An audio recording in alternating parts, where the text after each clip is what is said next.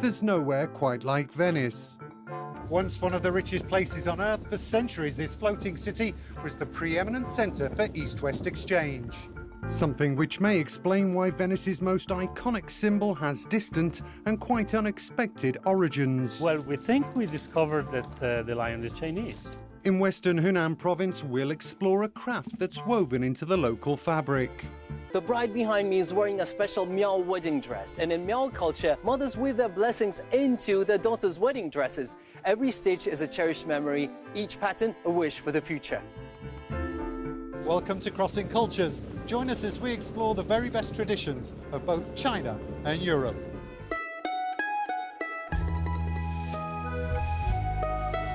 Nothing really prepares you for the majesty of Venice. From its stunning architecture and picturesque canals to the sheer audacity of those who built it. But delve beneath the surface and there's a darker side. It's a story of power, seduction and sin. But also creativity, one that goes to the very heart of the Venetian soul. One place that vividly brings that story to life is Samarkand. For over 40 years, it has turned the centuries-old craft of Venetian mask making into a true art form. Davide, what are you working on right now? Well, I'm creating a new mask.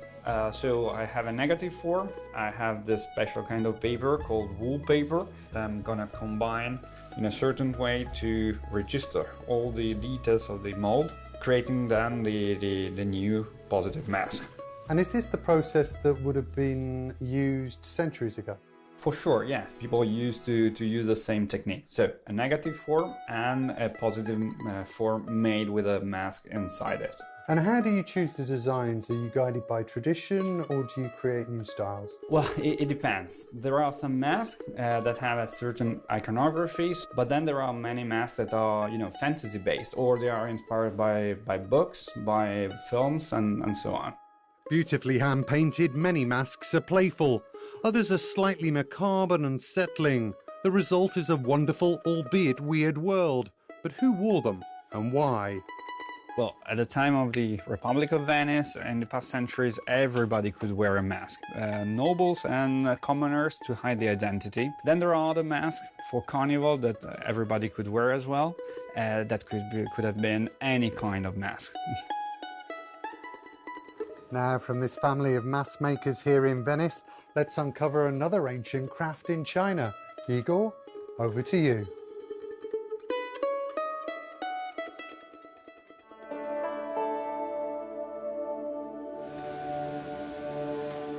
The Miao are one of China's oldest ethnic groups.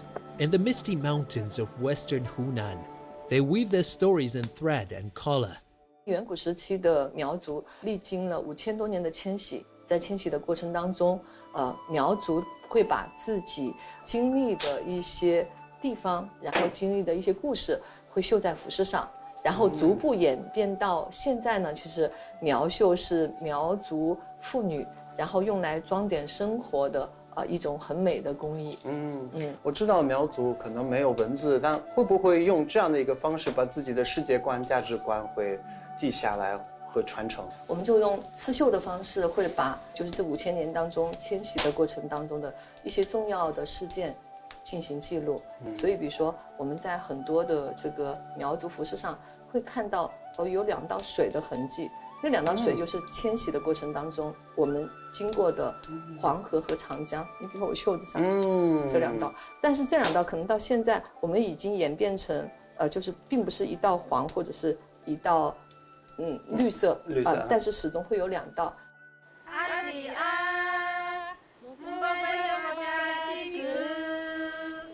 苗绣在历史上，我们的针法有300多种嘛，但是随着社会的发展，其实很多针法失传了，现在常用的也就6、7种了。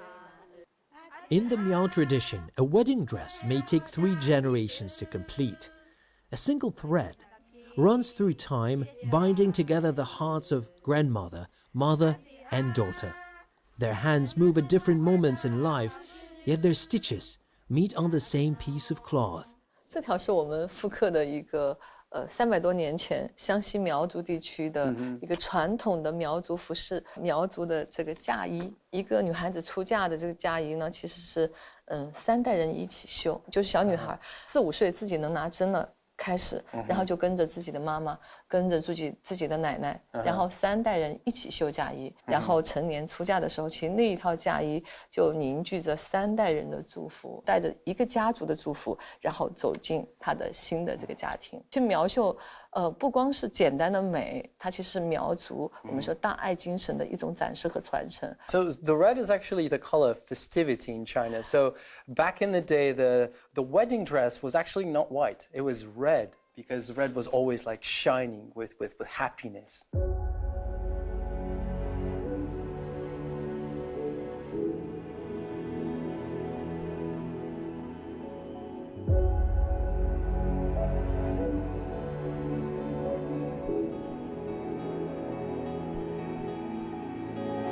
Generations ago, the Miao people carried their embroidery into the mountains, preserving color and memory through time. Now, through Yihua's hands, these threads of tradition journey outward again, sharing their story with the world.